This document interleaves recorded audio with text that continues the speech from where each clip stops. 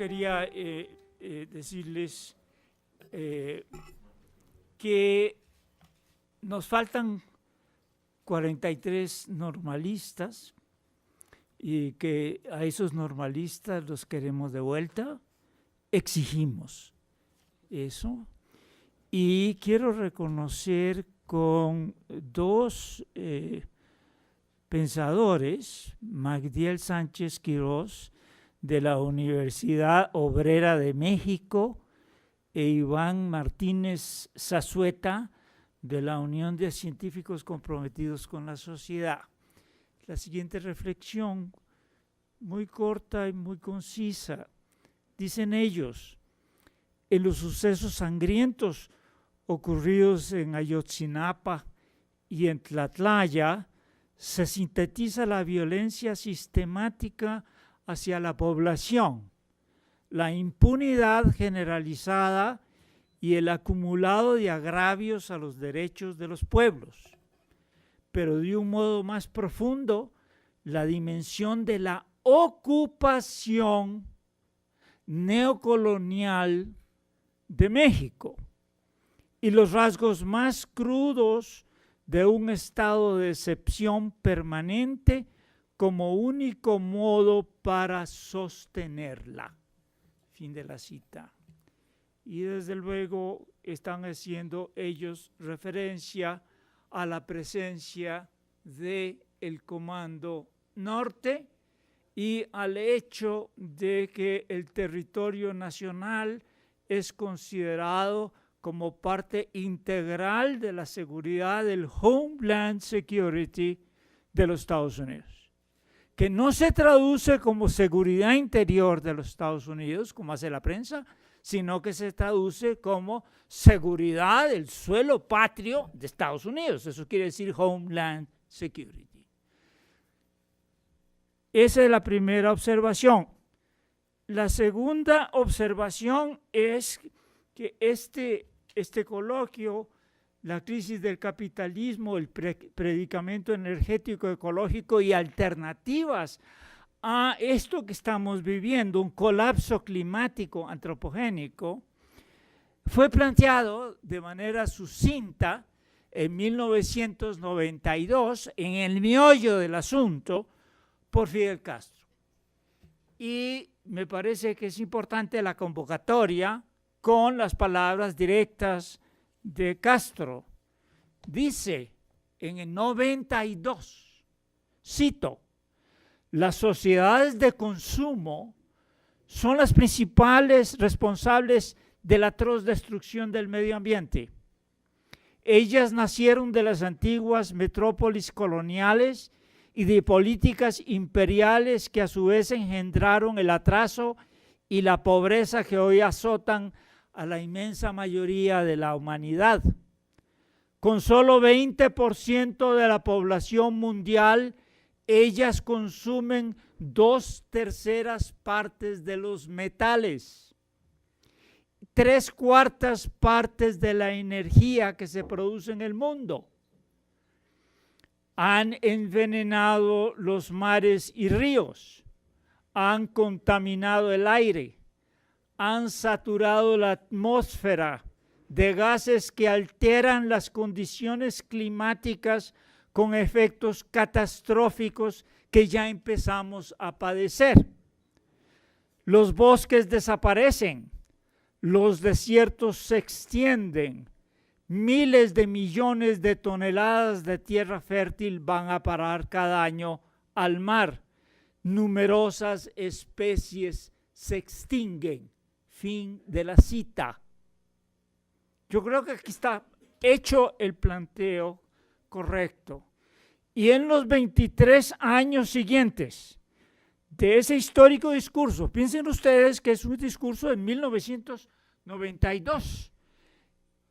James Hansen en 1988 hizo su presentación al Senado de los Estados Unidos, y ahí es donde ya el público empieza a enterarse del calentamiento global en el 88.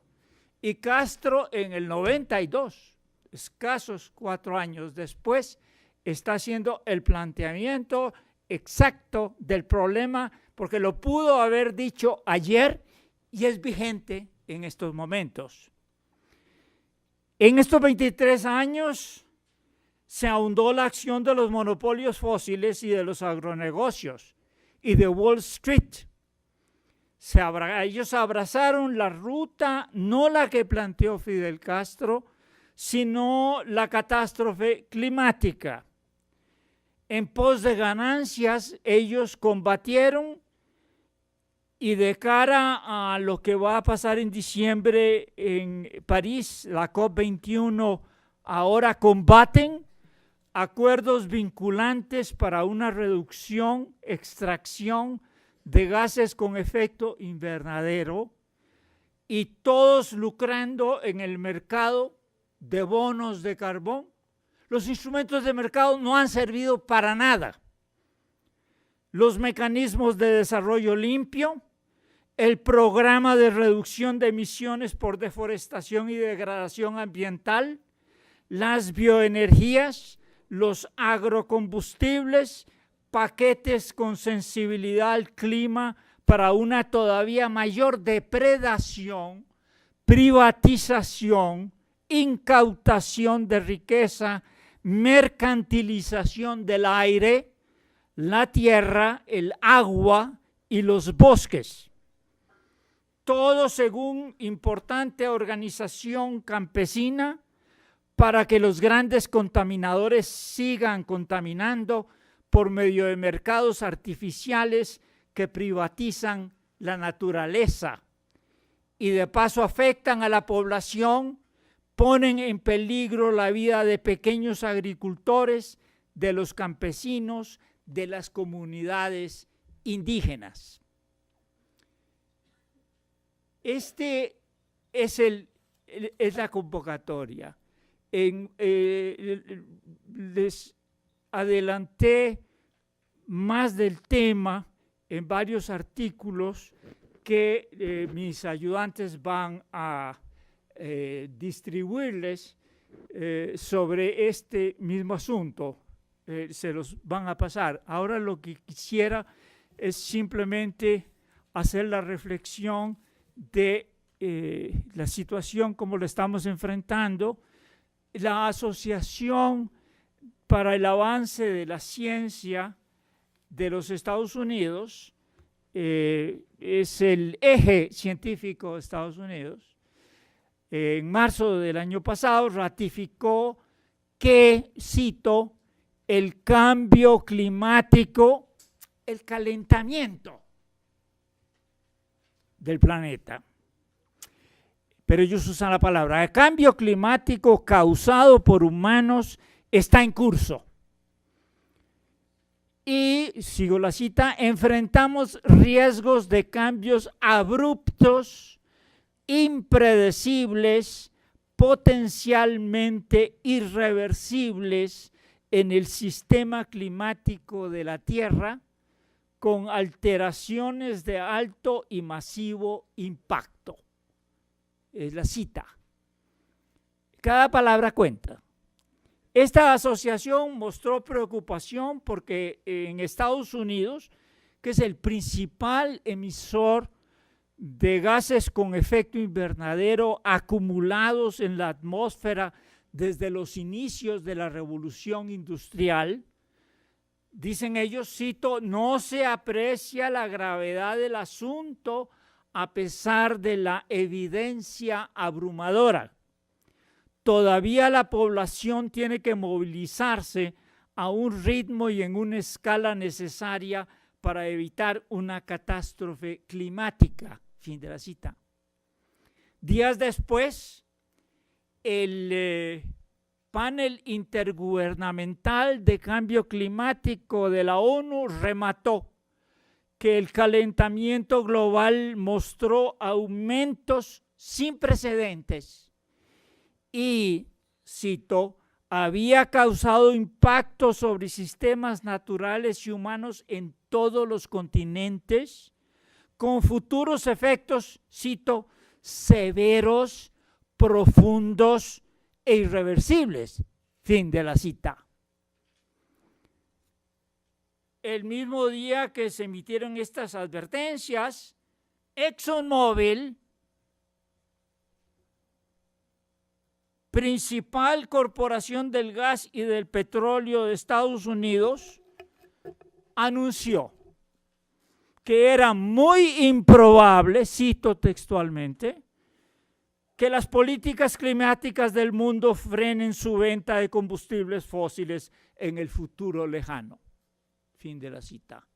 Eso es según la Associated Press. El mismo día. Esa también fue la postura desafiante de la cúpula fósil ante el compromiso de 193 gobiernos de limitar la elevación de temperatura a menos de 2 grados Celsius desde la era preindustrial. Para ello, dice la Agencia Internacional de Energía en París, debe cesar toda inversión en infraestructura fósil a más tardar 2017. Por eso la urgencia de convocar y hacer aquí una reflexión colectiva sobre este tema. Nos están diciendo y nos están hablando de manera clara cuál es el problema que tenemos. Pero el problema que tenemos no es el Homo sapiens. El problema que tenemos no es la humanidad. El problema que tenemos son específicos actores y formas específicas de organización social.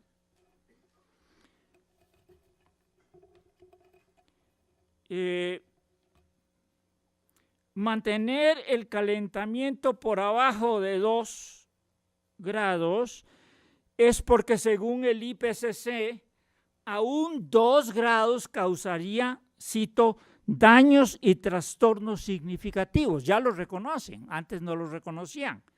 Los otros estudios, los de Hansen, para ello los efectos serían catastróficos con 2 grados más. Y estamos a punto ya. Según el Earth Statement, con miras a la COP21, si no se inicia ya la descarbonización de la economía, hay un riesgo de 1 en 10 de llegar a 6 grados centígrados. Sería como estar en medio de 10,000 accidentes aéreos diarios a nivel mundial. Ese es el equivalente del estrés en que viviríamos. Según esto, este es el riesgo. Sería como un infierno. No importa esto al alto capital que se vincula a los combustibles fósiles. El alto capital está acostumbrado a usar la atmósfera, que es un bien común, como un basurero para lanzar los gases con efecto invernadero del 1%.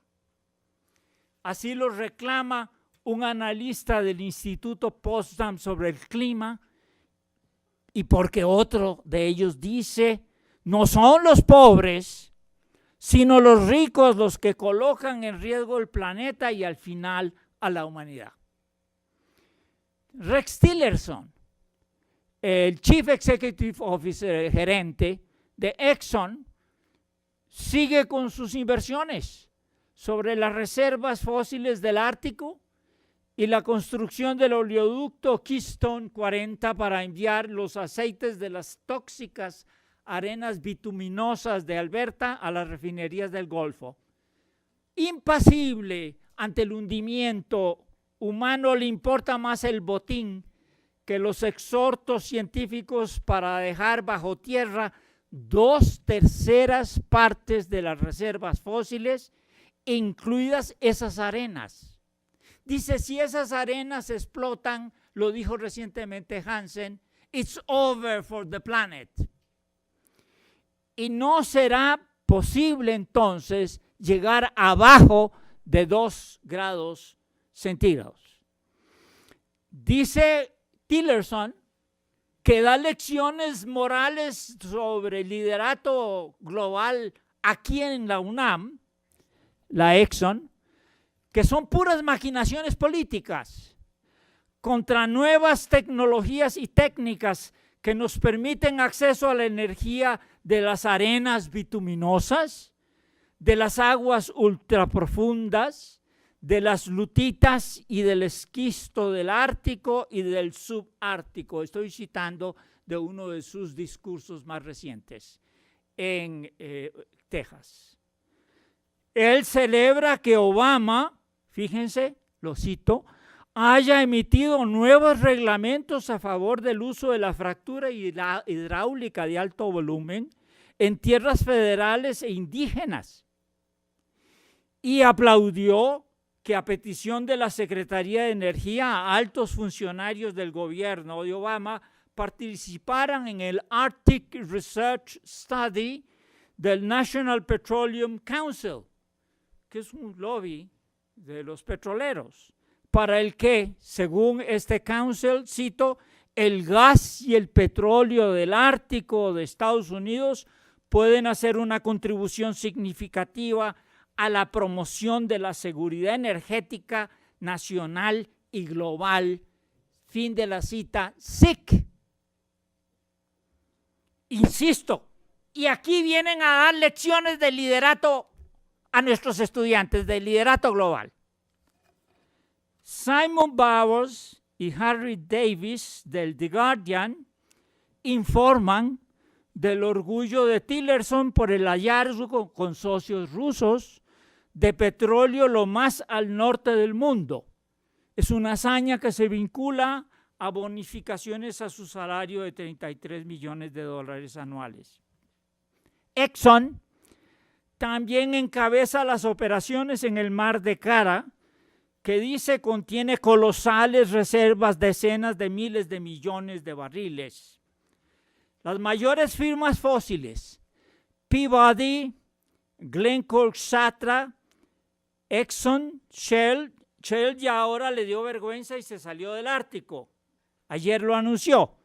Chevron, Total, BP rechazan el consenso científico, rechazan que en París le vayan a imponer algún límite a la emisión de gases de efecto invernadero, invierten más de $1 billón, en inglés se diría trillion, de dólares en reservas que tienen, esas 2/3 reservas que tienen que quedarse abajo, según la Citi, tienen un valor de mercado de entre 23 y 27 billones de dólares, y así harán irreversible el ya de por sí acelerado calentamiento. Finalmente, en medio de bonos y preparativos del Pentágono, proceden los gerentes rumbo al abismo,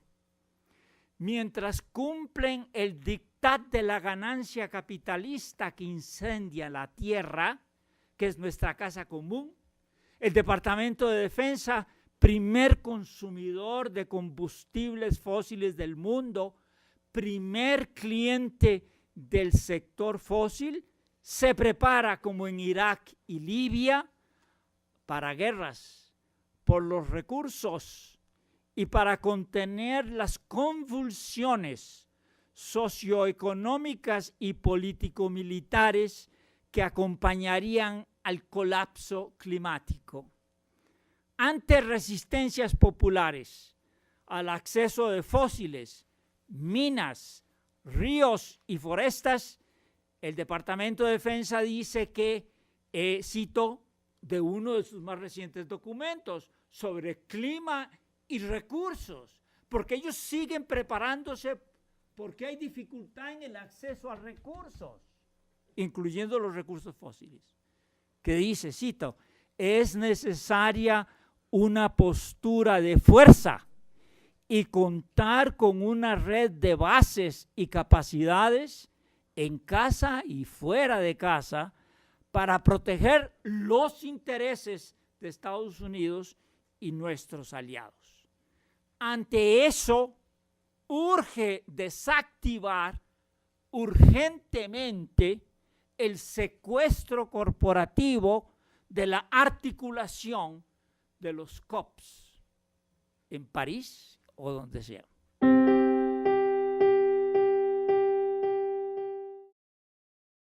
Cuando éramos jóvenes, John mucho más joven que yo, se me ocurrió invitarlo ante una extrañeza suya a ser director de este programa. Y me da un gran gusto, y no puedo menos de manifestarlo, encontrarme con él 100 años después. Miren, yo creo que Rosa Luxemburgo tenía razón cuando dijo que socialismo o barbarie. Y yo creo que debemos prepararnos para estudiar la sociología de la barbarie. Pero independientemente de eso y de la visión que de barbarie puede uno deducir viendo lo que está pasando en el mundo, independientemente de eso, el problema principal es cómo detenemos este suicidio colectivo, este suicidio humano, porque ese es el gran problema que se nos plantea ahora. No cómo mejorar la vida humana nada más, que es otro también. Pero aparte del cómo mejorar la vida, el cómo preservar la vida y no quedarnos nada más lamentando la muerte que están preparando estos imbéciles, estos inmorales, estos pobres diablos, ¿no? Para toda la humanidad. Entonces, con toda la sangre fría con la que hay que tratar estos temas, yo querría hablarles sobre la organización de la vida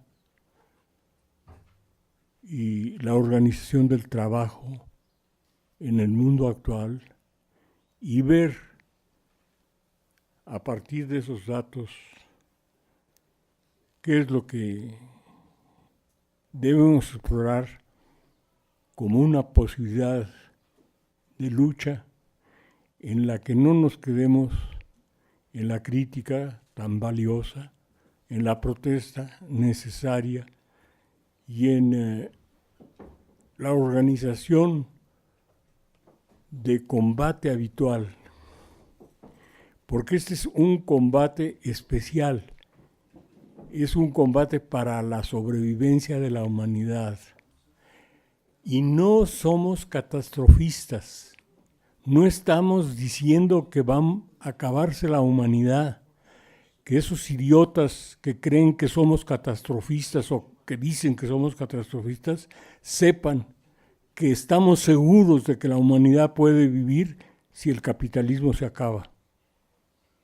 Lo que nosotros planteamos no es el fin de la humanidad,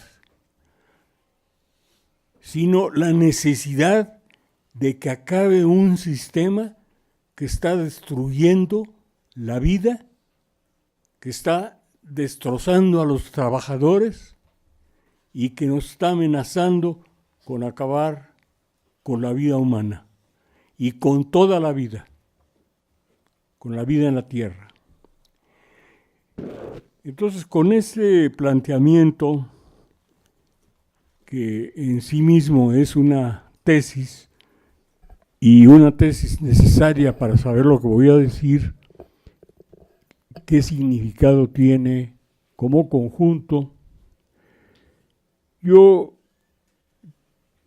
considero que es necesario analizar una crisis que no es de las cíclicas que acostumbran estudiar los economistas, ni las de larga duración, simplemente que son palabras y expresiones muy vagas, sino una crisis de sobreproducción o subconsumo, o de las dos cosas, que empezó a manifestarse en finales del siglo XIX y que no ha podido ser detenida, que regresa constantemente con manifestaciones en que se agudiza, y ahora estamos en una de ellas, pero podemos empezar por hablar de la que estalló hacia el final del siglo pasado, o irnos un poco más lejos y pensar en la de los 20, que no pudo ser resuelta como otras crisis, sino con la Guerra Mundial, o la llamada Guerra Mundial. Después de esa guerra, que permitió aumentar la demanda y aumentar la producción de armas, la producción, la demanda, las utilidades. Eso fue lo que produjo. Vino una época de auge relativo, pero surgieron del final de la crisis que empezó en los 20, o nos podemos ir antes, en el 1905, que empezó y regresó, tuvo tres soluciones de muy largo plazo. Una fue la nazifascista, en que hubo una política de apoyo social de un sistema gangsteril que todos conocemos. Otra que prosperó sobre todo en la posguerra y en ciertos países occidentales fue la socialdemócrata. Y otra fue el primer intento grande y profundo por hacer el socialismo en una región muy atrasada del mundo, dominada por un imperio con una cultura esclavista y autoritaria tremenda, donde se implantó un llamado socialismo, comunismo,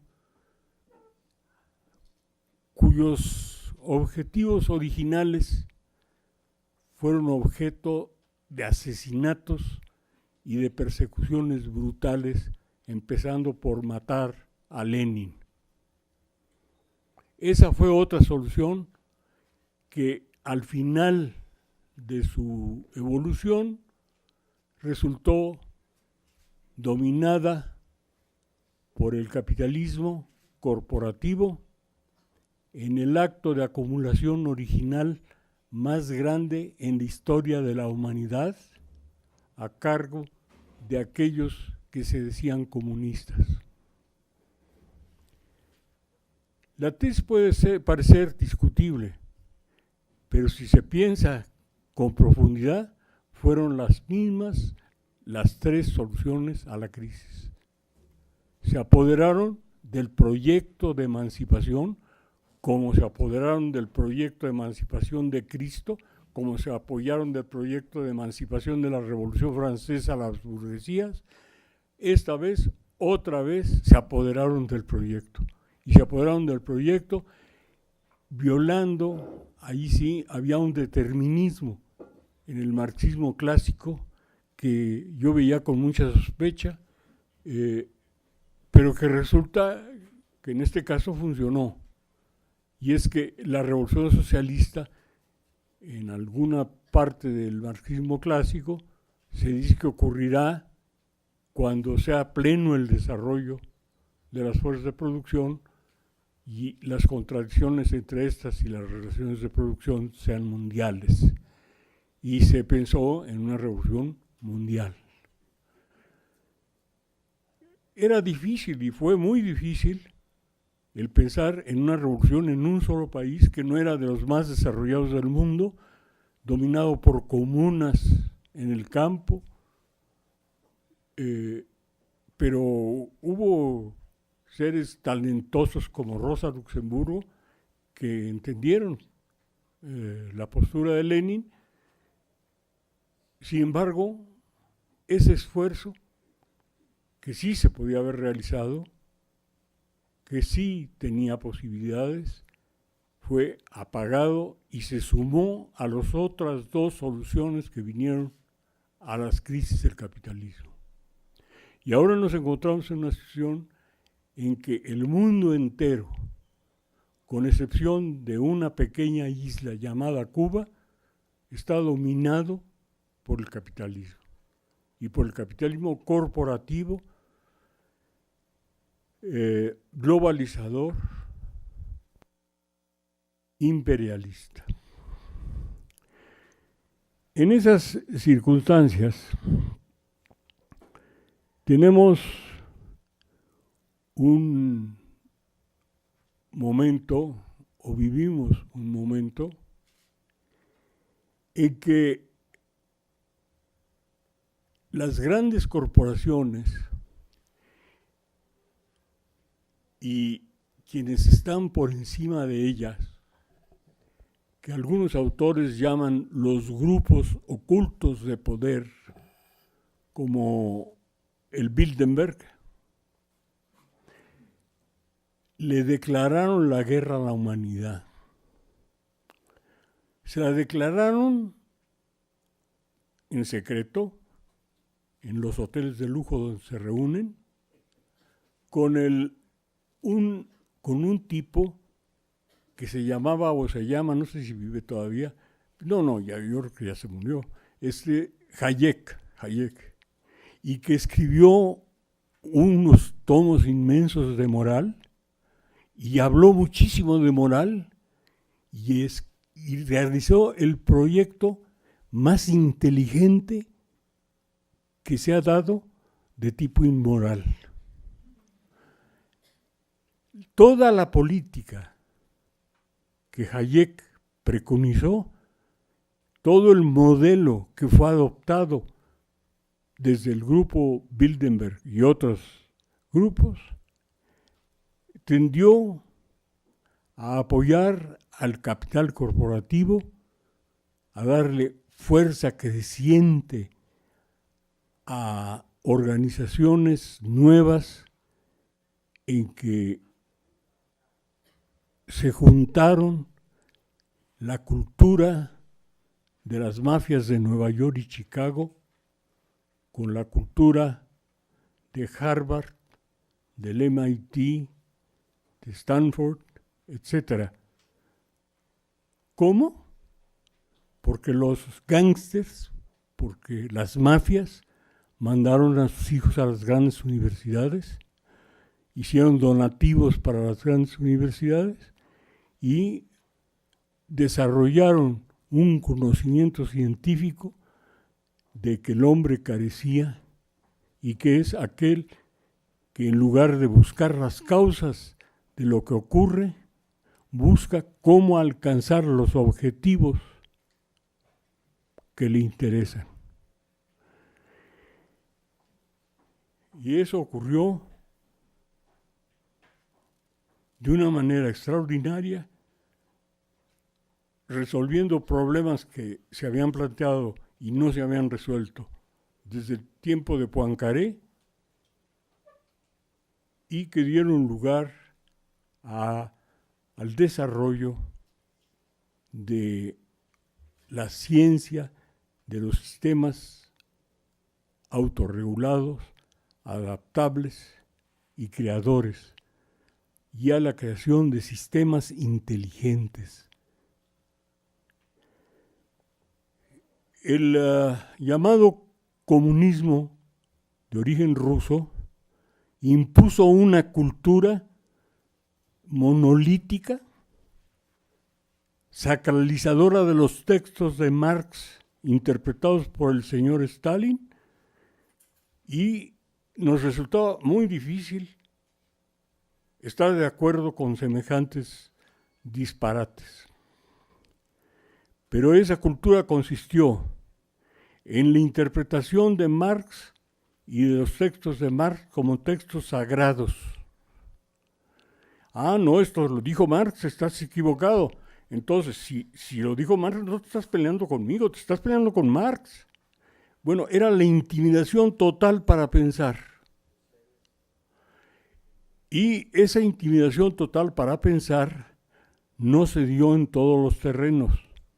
Si nosotros analizamos la historia, vemos que Stalin hizo todo lo posible por impedir que la Unión Soviética fuera derrotada por la agresiva política de todo el mundo occidental, de todos los países imperialistas, en una lucha muy desigual, y que en ese terreno obró de una manera que no se le puede negar las virtudes que tuvo de lucha, si es un objetivo.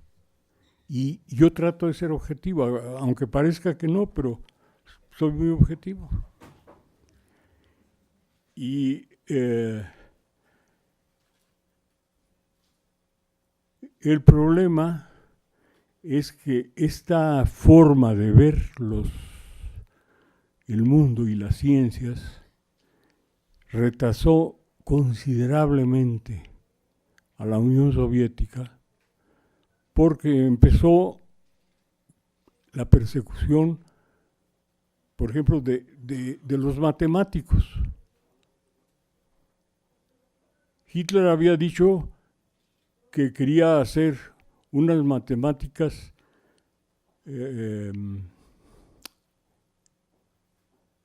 nazis. Y Stalin dijo, no, arias, unas matemáticas arias. Y Stalin dijo que él quería hacer unas matemáticas proletarias. Sí, yo ya estaba perdiendo el juego entre arios y proletarias. Lo dijeron por separado y sin conocerse uno a otro, pero eran dos formas de autoritarismo brutal. Y no entendió para nada el problema del respeto a la investigación científica y humanística y a la crítica que surgía naturalmente dentro de un proceso en el que era esta necesaria. Hizo polvo la crítica. Quienes siguieron sus líneas, inscritos dentro de los partidos comunistas del mundo, tuvieron problemas muy serios, como por ejemplo Mariátegui, y les podía citar a muchos más. Y en ciencias sociales y en la organización del mundo, lograron, por supuesto, muchos objetivos, pero no los que eran necesarios para competir con los países capitalistas y con el capital corporativo. En estos se desarrolló un vínculo entre las universidades y las instituciones políticas extraordinario, en que la libertad académica era efectiva. Había instituciones como la NASA, donde existía un letrero que decía, aquí ya entraste a la NASA. Y una vez que estás en la NASA, puedes pensar lo que quieras. Pero lo metieron uno a la NASA. Y podía uno pensar lo que quería, pero había otros límites muy serios y que descalificaban a los científicos y que se necesitaba ser muy valiente para enfrentar, como lo fueron Paul Sweezy, Magdoff, etc. En resumen, lo que les quiero decir es que al venir el enfrentamiento final entre la Unión Soviética y el llamado campo socialista y los Estados Unidos, ya había un desarrollo del capital corporativo en redes, en que el juego con el excedente, la capacidad de mover el excedente de un lado para otro y de acumular plusvalía en la producción, en la distribución, en el intercambio y en el consumo, eran enormes. Podía uno conseguir trabajo barato donde quisiera uno, etcétera. Se podían jugar de mil maneras. Se puede. Y al mismo tiempo habían descubierto la posibilidad de amalgamar a los poderes militar, empresarial, gubernamental y mediático. Y habían logrado la posibilidad de hacer complejos, les llaman, de dominación en todos los terrenos, perfectamente coordinados entre sí. Obviamente, su fuerza era superior a la que tenía el campo socialista, con el que emplearon muchas armas. Pero, ¿saben cuál era la más peligrosa? Una a la que le llaman el individualismo. Fomentar el individualismo fue la estrategia principal con que destrozaron la lucha de clases y en su manifestación más brutal, ese individualismo tiene las características de la corrupción. La corrupción se convirtió en un arma fuertísima. Y lo ve uno ahora analizando o leyendo a los autores que nos explican algo que para nosotros era inimaginable. Yo nunca pensé, no sé si hay aquí en la sala, alguien que les haya ocurrido que iban a restaurar el capitalismo en China y en la URSS. Bueno, si me lo dicen con todo lo crítico que era yo, y que era crítico responsable, digo, tampoco era muy crítico. No van a encontrar nunca un ataque mío de esta naturaleza mientras estuvieron dominando y mientras no sabíamos la clase de gente que era. Más bien tenía yo amigos, compañeros, y eran maravillosos, ¿verdad? Muchos de ellos, que eran comunistas, ¿no? Bueno, pues esta arma poderosa de la corrupción destroza a las instituciones y tiene una fuerza variable según se aplique a las bases o a la cabeza.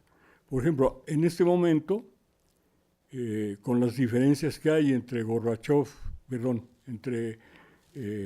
Putin y los países occidentales dominados por Estados Unidos o por la Unión Europea, se pueden romper corrompiendo o por acuerdos con la burguesía rusa. y se puede dejar, un día de estos pueden dejar a Putin solo. Es una historia muy difícil de entender, pero que necesitamos entender para saber en qué mundo estamos y cómo luchamos en él.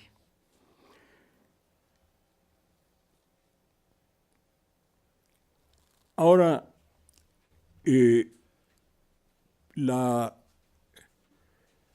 panorama anterior nos da una organización del mundo y del trabajo que todos sabemos hasta qué punto está haciendo sufrir a grandes cantidades de la humanidad, a la inmensa mayoría de la humanidad, y está amenazando con la vida de la Tierra, pero lo sabemos un poco a medias, porque se ha centrado mucho en el cambio climático, si ustedes se fijan, en el exceso de el uso de carbono y de materiales fósiles. Pero no, es mucho más que eso. A mí me hicieron los compañeros ahí, que tengo un grupo de investigadores verdaderamente de alto nivel, ¿verdad? Son unos cuantos, pero son buenísimos así.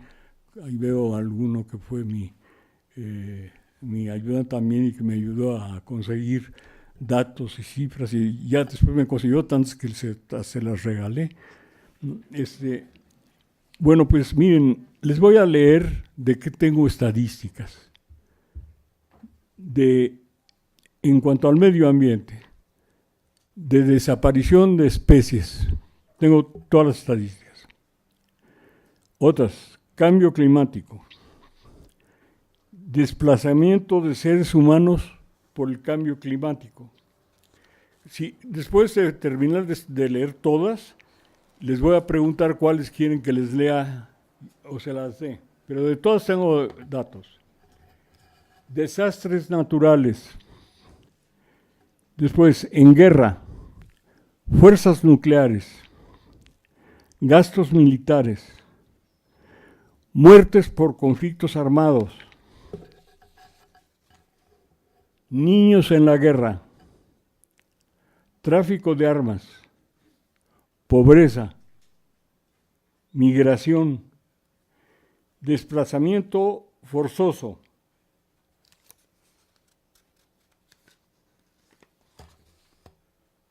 trata de personas, hambre, trabajo infantil, acceso a infraestructura de salud o de saneamiento, agua potable, enfermedades curables y que no se atienden, epidemias y pandemias, drogas y sistemas carcelarios, ¿no? Sí. Muertes por consumo de drogas,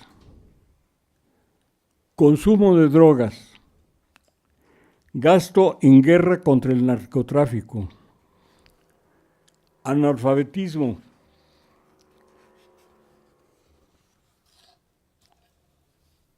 yo había pensado escoger lo de guerra para darles las ideas más impresionantes, creo, pero si ustedes quieren otras, se las puedo dar. ¿Guerra? Bueno, miren ustedes, en el problema de la guerra tenemos, a ver, ¿dónde está este? Ya se me escapó. Las fuerzas nucleares en el mundo. Bien, a principios de 2014, 9 estados Estados Unidos, Rusia, Reino Unido, Francia, China, India, Pakistán, Israel y Corea del Norte tenían aproximadamente 4,000 armas nucleares operativas. Y si contamos todas las ojivas nucleares, estos estados tienen hoy 16,300 ojivas, con una pequeña diferencia, o con varias, que las bombas de Hiroshima y Nagasaki eran 3 o 4 veces menos efectivas que las actuales. Que los sistemas de lanzamiento en esa época, pues ustedes habrán visto películas en que los aviadores deciden mandar la bomba sobre Hiroshima y se les ve muy tensos, ¿no? Y después se van con su avión corriendo. Ahora los sistemas de lanzamiento son maravillosos. Tamaño, hay unas enormes, ¿verdad? Pero tienen capacidad de mandarlas en forma transatlántica. Y dicen algo que yo no entiendo muy bien, porque parece de Einstein, pero aplicado a la guerra, y es que China ya tiene un arma en que puede llegar la bomba a Nueva York antes de que la lancen de Pekín. Yo no entiendo eso muy bien, pero lo andan diciendo por ahí.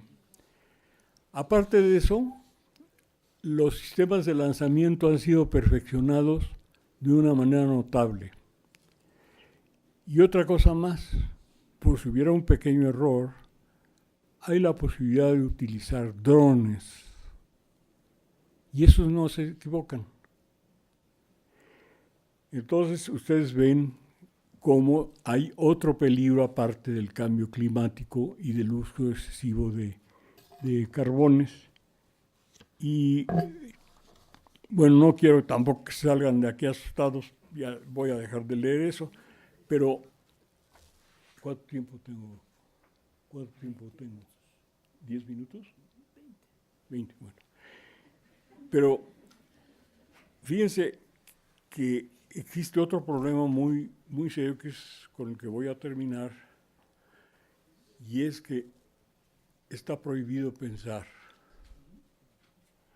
está prohibido conocer.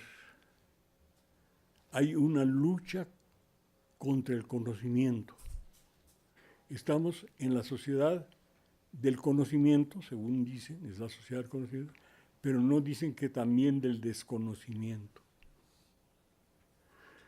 Y existen técnicas muy desarrolladas para lo que algunos autores llaman la construcción de la ignorancia.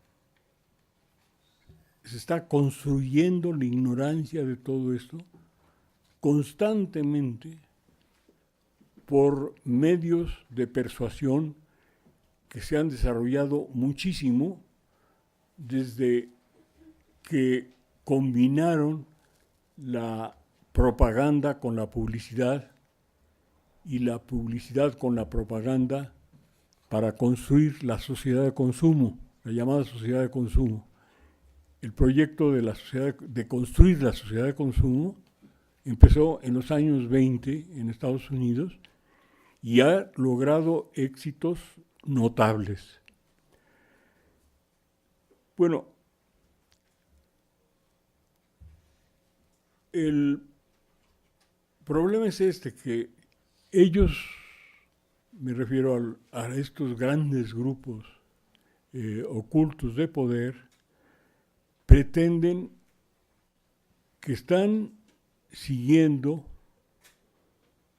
los consejos de la ciencia, que lo que están haciendo es científico. Algunos de ellos siguen hablando de que luchan por la humanidad, pero el discurso de la lucha por la humanidad, el discurso de la civilización, del progreso, del desarrollo, está en plena crisis y esto hace que muchos otros digan, no, si es que así somos, ustedes ¿por qué andan pidiendo que seamos mejores? Así es la humanidad. Tú eres pobre no porque seas honrado, sino porque eres más bruto que yo, ¿no? Entonces hay toda una forma de decir que se está haciendo algo por la humanidad y es falso, o decir que así es la humanidad y que no hay nada que hacer. Y lo principal que es falso de lo que dicen que están haciendo por la humanidad es muy parecido a la caridad, es el humanitarismo, ¿verdad? Una política humanitaria que es una política humillante, ¿verdad? Yo soy por ejemplo, ahora que están llegando ahí esos seres humanos acosados a los que les acabaron sus casas, sus ciudades, su vida, y que están llegando, por supuesto, apoyados un poco por fuerzas que quieren que lleguen a Europa para fastidiar más a Europa y que otros continentes estén en mejor condición. Porque no se hace una invasión de esta naturaleza con barquitos y todo sin dinero. Y las gentes que están llegando no tienen suficiente dinero, se lo están dando. Pero los recibe la señora Merkel, jefe del Banco Central, del gran banco del euro, al que le han pegado pero bien fuerte, los del Fondo Monetario Internacional. Bueno, pues ella los recibe de una manera humanitaria. Y nos encontramos con un hecho absolutamente increíble y que nos revela que los sistemas inteligentes de estos tipos sí funcionan. Y es que antes tenían que ir a buscar a los negros a África y por la fuerza llevárselos a los Estados Unidos o a Europa, y ahora los negros, por favor, recíbanos, ¿no? Venimos acá y estamos dispuestos a trabajar por lo que ustedes nos den. ¿No es eso maravilloso? ¿No es eso un avance notable en la explotación del hombre por el hombre? Bueno, pues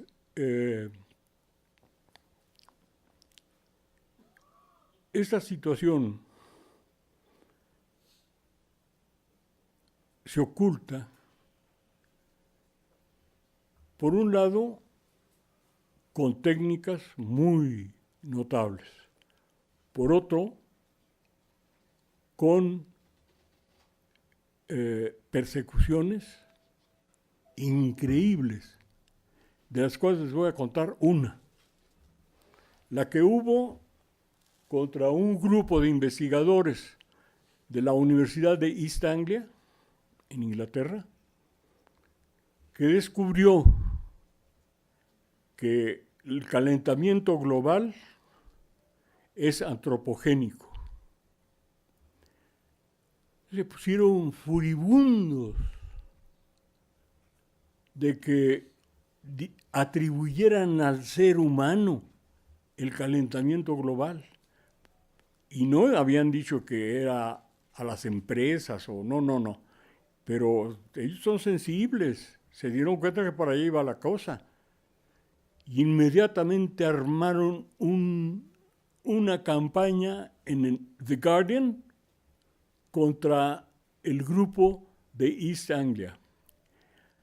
Y lo acusaron de estar usando datos que habían manipulado, borrando en sus computadoras todos aquellos datos que disconfirmaban sus hipótesis, como diría Popper. Los habían borrado y entonces naturalmente pues, el hombre era el culpable. Pues la campaña fue de tal magnitud que la Academia de Ciencias de Inglaterra nombró una comisión para que fuera a revisar todo. Informe de la comisión.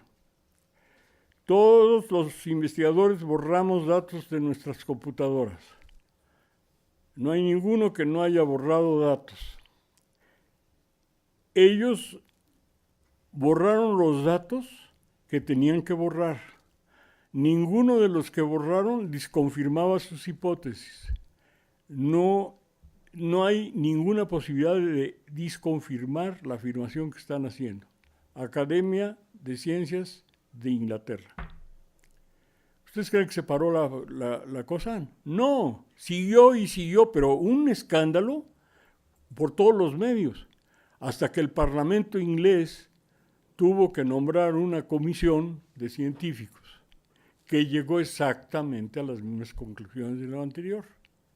Y entonces fue tal ya la ofensiva de los científicos, encabezada incluso por revistas, las revistas más famosas de ciencia de Estados Unidos son Nature y Scientific American.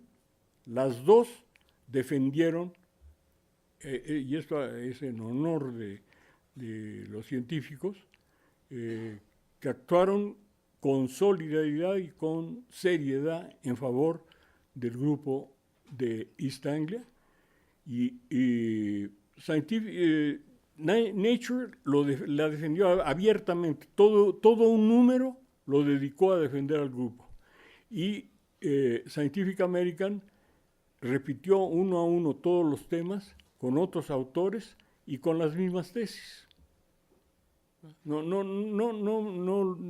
fue una defensa muy sutil de Scientific American, pero tema por tema y tesis por tesis la volvió a publicar y con otros autores que decían lo mismo. Por fin se dio, ya uno dice, ya se van a dar por vencidos, no se dieron por vencidos, entonces sí, aceptaron que el calentamiento global y el peligro de la biosfera, etcétera, existían, y se nombró una comisión de 1,000 científicos intergubernamentales que se ha reunido varias veces.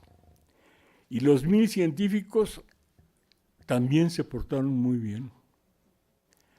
Entonces uno dice, bueno, pues entonces adelante, ya con esto, ya ahora sí. Y resultó que vinieron compromisos de tal tipo que no eran suficientes. Pero además de no ser suficientes, ni siquiera cumplieron con esos compromisos. Yo, y ya voy a terminar, porque ya veo que ya ahí tiene un papelito que muy discretamente lo está manejando como si fuera de él, pero es para que lo lea yo. Y bueno, yo hice un trabajo que se llama Decision Making o The Survival of Humankind, la toma de decisiones y la sobrevivencia de la humanidad. Y les expliqué, allí en ese trabajo, digo algo que con lo que voy a ya terminar, y es que no son opiniones estas. Haciendo un análisis con las matemáticas más sencillas, que son las de la contabilidad, haciendo un análisis contable, se da uno cuenta que es un disparate pedirle al capitalismo que resuelva los problemas de la humanidad. Muchas gracias.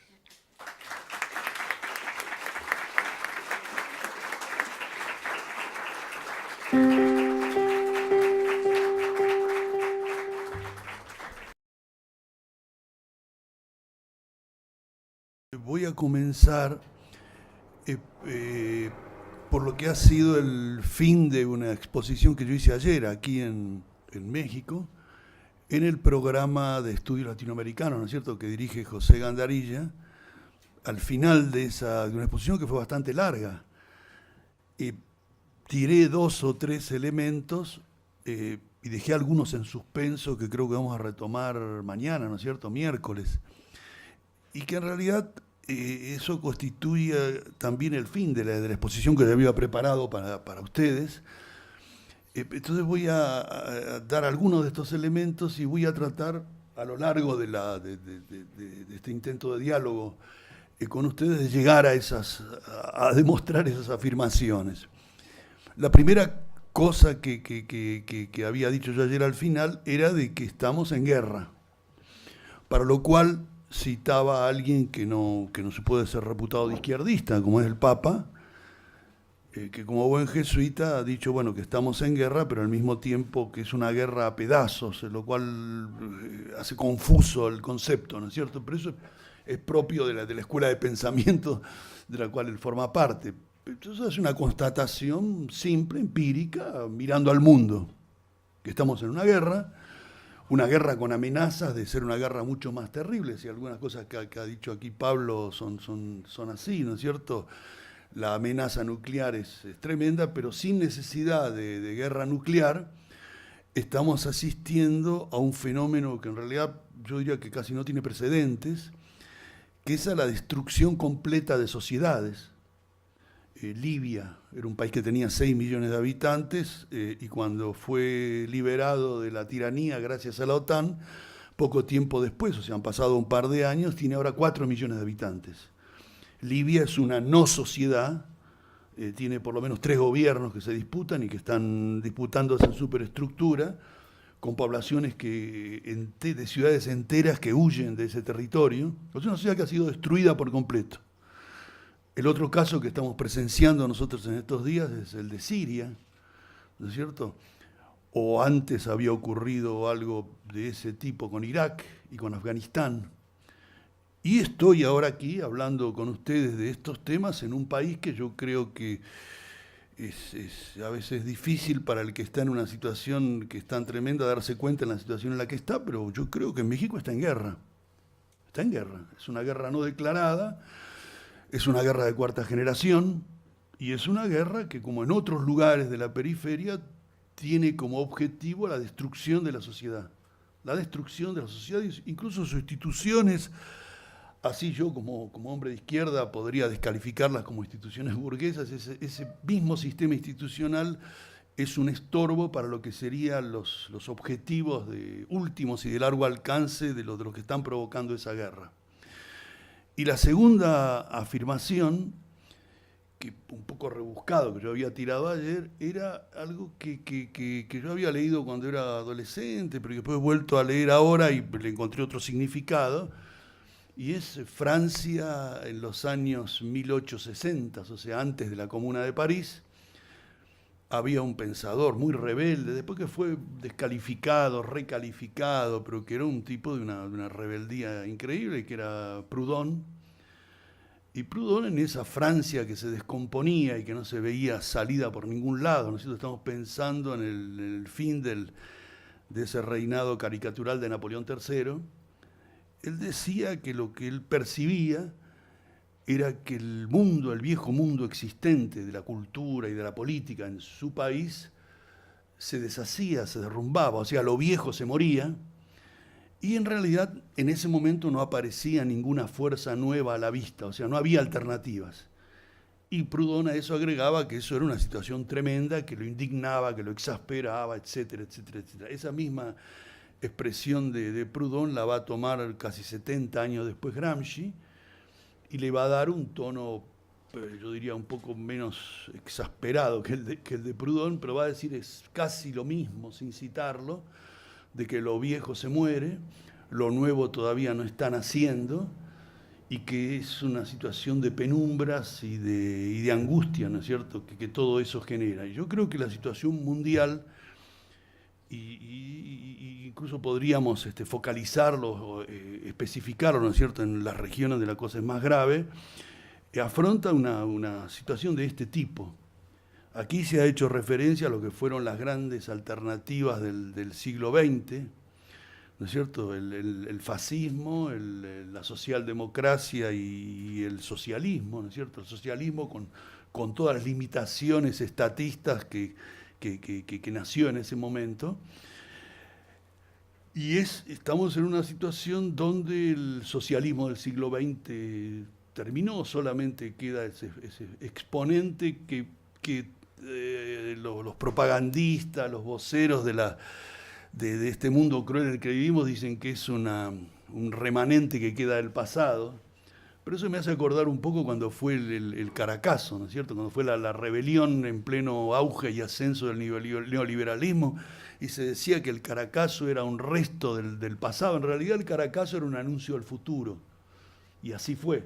Más allá, después de todas las críticas y las evaluaciones que podemos hacer del futuro que llegó en América Latina, pero el tema cubano es eso, ¿no es cierto? Es la propaganda de que es un remanente del pasado, pero también es ese chispa o chispita, pequeña chispa de esperanza de lo que puede venir hacia el futuro. Pero estamos en una situación mundial donde no aparecen grandes alternativas a la vista, alternativas superadoras a la catástrofe. Entonces, con esos dos elementos yo voy a zambullirme en algo aparentemente más restringido que todo esto que he estado diciendo, pero que en realidad nos puede servir como para llegar a este punto final.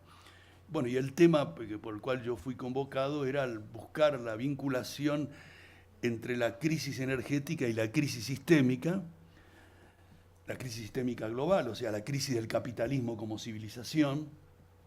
Y lo primero que yo haría es una referencia muy rápida a la coyuntura, a lo que estamos viviendo, yo diría en este año y medio, 2 años, donde algunos elementos que aparecieron, sobre todo 2, parecían desmentir, y incluso así se los presentaba, desmentir la idea de que estábamos entrando en una gran crisis energética, y entonces el tema de la crisis energética parecía como que iba a quedar de lado, iba a ser arrojado al baúl de los trastos viejos, porque habían aparecido 2 elementos nuevos. Uno era de que había una fuente de energía no convencional, pero que suministraba combustible, digamos, convencional, que es el gas y el petróleo de esquisto, y sobre todo el gas y el petróleo de esquisto, sí, en varios lugares del mundo, pero sobre todo en los Estados Unidos, con lo cual el planteo que se nos hacía era de que Estados Unidos iba a pasar de la dependencia energética que todos conocemos a una situación de independencia energética, y no solo de independencia energética, sino incluso de transformarse en una potencia que podía fijar las reglas de juego del comercio internacional en ese tipo de negocios, ¿no es cierto? Yo recuerdo hace de esto unos 2 años aproximadamente, dando una conferencia que no era exactamente sobre el tema energético, pero yo hice alusión a la cuestión energética, y la hice en una provincia del país de donde vengo, de la Argentina, que está pegada a Chile, ¿no es cierto? Que es la provincia de Mendoza. Y entre el público había un señor que yo no lo reconocí enseguida, porque estaba ya se había avejentado mucho, pero que había sido un ex candidato a la presidencia, incluso con cierta imagen progresista, dudosa, pero que la tenía en su momento. Y bueno, yo terminé mi conferencia, hablé y se me acercó, y yo, Jorge, no me reconocí, sí, lo reconocí, digo, maldito sea que lo reconozco. Nos pusimos a hablar, y me dice, mira, lo que dijiste es interesante, pues algo esta cuestión de la crisis energética, eso hoy está, dice, el shale oil, el shale gas, y Estados Unidos, y que esto y que lo otro, y ya, lo que vos dijiste es viejo, ya no tiene mucho sentido, pero bueno, es interesante. Bueno, o sea que él me perdonó la vida y yo seguí, volví a mis cosas, ¿no es cierto? Eso fue lo primero, y esto era, ya yo digo, el año 2012, 2013, ya se hablaba de eso, ¿no? Que el futuro maravilloso, sobre todo para Estados Unidos, que es el gran benefactor de la humanidad. Y luego apareció otra cosa que parecía ya eso, confirmar totalmente esa hipótesis, aunque con elementos conspirativos, era que sin que nadie lo esperara, en realidad cuando digo sin que nadie lo esperara era porque los medios de comunicación no lo habían anunciado, que hacia mediados del año pasado, de 2014, se derrumbó el precio del petróleo. Y entonces no solamente había mucho petróleo de esquisto, gas de esquisto y todo eso, sino que el petróleo empezaba a ser barato. Entonces, ¿qué va a venir con crisis energética? Entonces, tenemos mucha energía convencional, aunque extraída por métodos no convencionales, y además precio barato. Esto es una maravilla. Claro, al poquito tiempo empezaron algunos ruidos medio raros y sospechas de que había detrás de eso una conspiración. Siempre cuando hay algo que es difícil explicarlo, o que si se lo explica la cosa se pone brava, bueno, hay que buscar alguna conspiración que arregle el tema. La conspiración de mediados del año pasado era de que en realidad la monarquía esa tan democrática que hay en Arabia Saudita había decidido, en primer lugar, jorobar a 3 países canallas, que son Rusia, Venezuela e Irán, y que entonces había lanzado gran cantidad de petróleo al mercado, y que al hacer eso, bueno, esos pobres países, o que no tan pobres, yo qué sé, pero que quedaban sin recursos y eso los jorobaba, yo qué sé. Pero además como que Arabia Saudita eran tan inteligentes y hábiles que no solo jorobaban a estos tres potencias energéticas, sino que en realidad le pegaba un codazo a sus grandes amigos y protectores, que son los Estados Unidos, porque Estados Unidos empezaba a producir petróleo de esquisto, por ejemplo, y gas también, pero petróleo de esquisto, con costos mucho más altos que lo de la producción petrolera convencional. Estamos hablando de costos de $50, más de $40, etcétera, cuando en realidad ese empezaba a ser el precio del barril en el mercado internacional.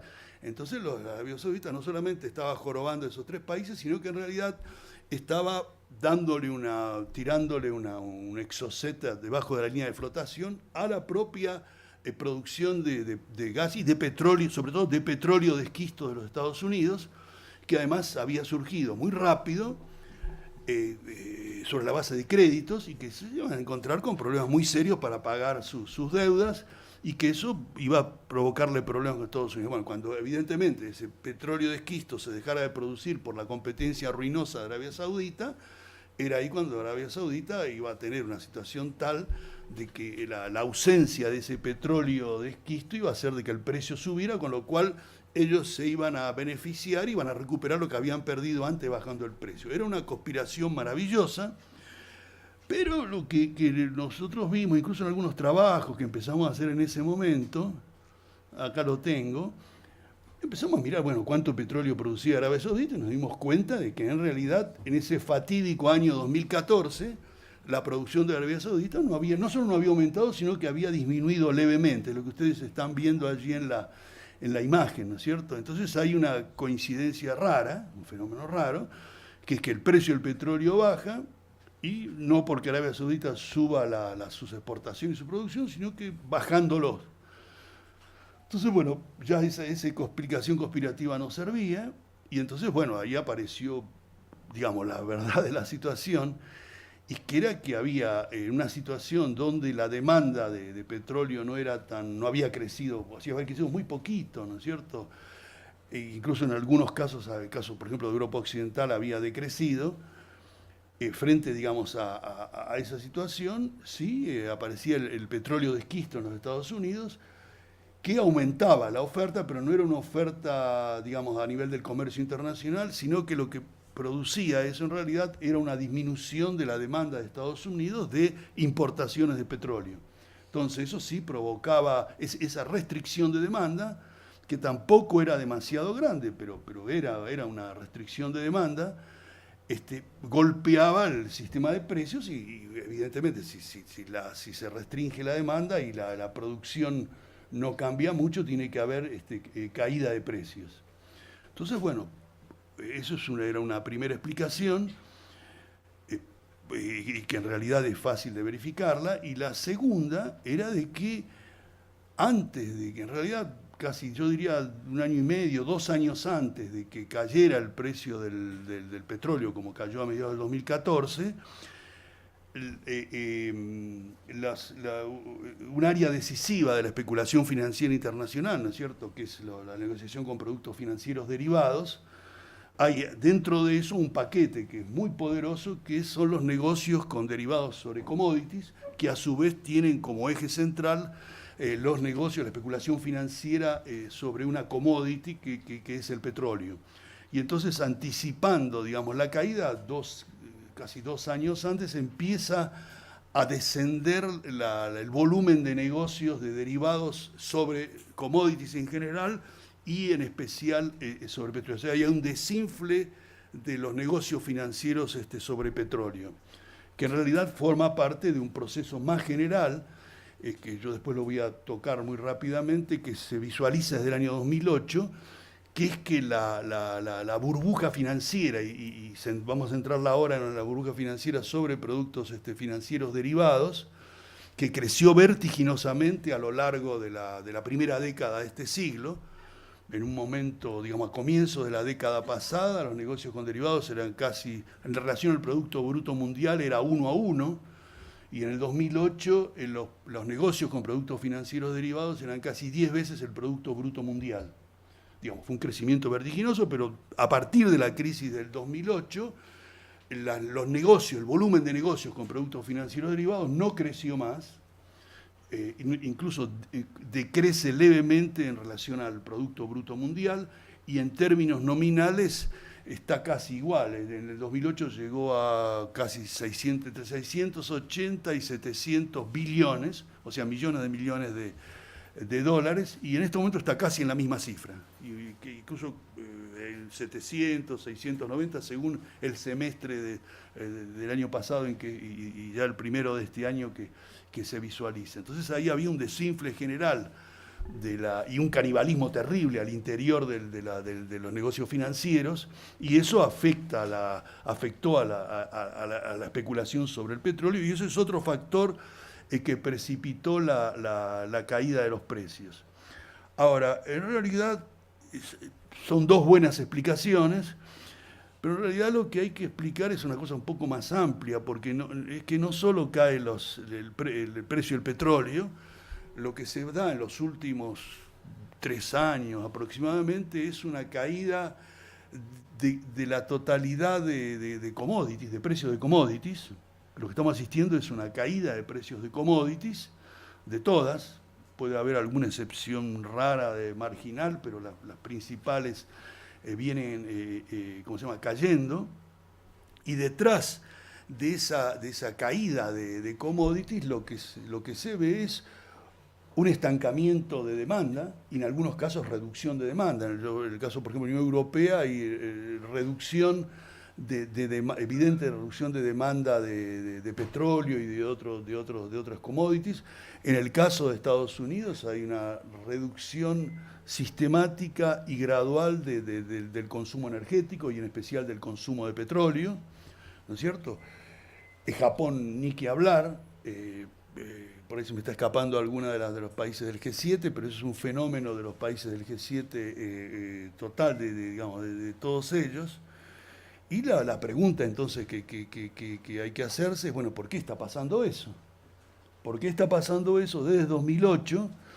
¿Y por qué desde mediados del año pasado, cuando se derrumba el precio del petróleo y empiezan a aparecer señales recesivas, y ya la desaceleración china se empieza a poner fea, se empieza a poner grave, ¿qué es lo que está ocurriendo detrás de eso? O sea, hay un estancamiento y restricción y caída en muchos casos creciente de la demanda, que está expresando, entre otras cosas, un fenómeno de no crecimiento, o como se suele llamar, de crecimiento anémico, por ejemplo en el caso de los Estados Unidos, desde el 2000, tomando el periodo 2010-2014, o sea, después de la recesión del 2009, lo que el promedio de tasa de crecimiento real de los Estados Unidos está del orden del 2%, eso es realmente un crecimiento anémico. Alemania está en una cifra aproximadamente similar. Si la memoria no me está fallando, Inglaterra y Japón estaban en el 1,6, Francia en el 1, o sea, son no crecimientos o crecimientos muy bajos. Y por el otro lado, no solamente los precios de las commodities se estancan y después tienden a bajar, sino en realidad lo que estamos asistiendo es a un fenómeno de deflación, o sea, de caída, de estancamiento y luego de caída de precios en general en la economía mundial. O sea, lo que estamos viviendo de una manera muy evidente desde mediados del año pasado, es una crisis deflacionaria, lo cual aparece como un fenómeno raro, porque a lo que estábamos acostumbrados, después sobre todo de las crisis de los años 70, era las crisis inflacionarias.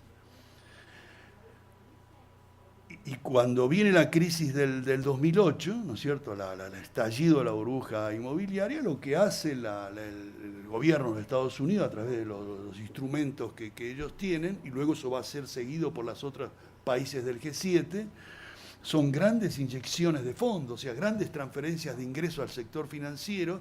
En el caso de Estados Unidos, esas transferencias se expresan, entre otras cosas, por un crecimiento sin precedentes fenomenal de la masa monetaria, ante lo cual, en 2008, 2009, 2010, cuando uno lee las publicaciones financieras y sobre todo las más ortodoxas neoliberales, lo que decían, bueno, acá se viene la inflación, hay que dejar de emitir moneda, pues inflación, pero inflación nunca llegó, o sea, nunca hubo inflación, y en realidad nunca hubo inflación porque la crisis del 2008 es una crisis deflacionaria, ¿no es cierto?, que tuvo un primer brote fuerte, ¿no es cierto?, 2008-2009, a comienzos de la década actual reapareció otra vez, que fue siendo controlada a golpes de emisión monetaria, a golpes de grandes transferencias de fondos.